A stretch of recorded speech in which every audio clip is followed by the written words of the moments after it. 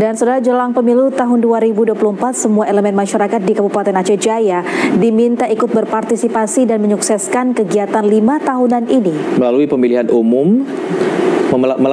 umum tersebut diharapkan melahirkan pemimpin yang memiliki kualitas dan kuantitas demi kesejahteraan masyarakat. Dalam rangka mensukseskan pemilihan umum yang akan datang, berbagai pihak di Kabupaten Aceh Jaya diingatkan untuk bisa melaksanakan pesta demokrasi dengan sebaik mungkin. Salah satunya para ASN, TNI Polri, Kepala Desa, dan penyelenggara pemilu agar bisa melaksanakan tugasnya sesuai yang telah ditentukan. Dalam pemilihan umum dipastikan ada pihak-pihak tertentu mencari-cari celah demi mengacaukan penyelenggaraan pemilihan umum. Hal tersebut seperti yang dikatakan penjabat Bupati Aceh Jaya di hadapan para peserta yang menghadiri deklarasi pemilu damai di Taman Memorial Tsunami Calang.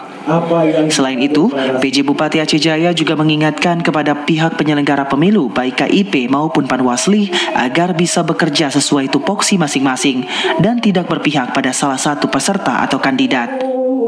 Proses deklarasi damai ini kita harapkan semua pihak yang terlibat di dalam pemilu bisa melaksanakan tugasnya dengan sebaik-baiknya, kemudian bisa mengambil posisi yang sebaik-baiknya, jaga pemilu kita agar berjalan secara damai dan tidak menimbulkan hal-hal yang menyulitkan bagi masyarakat.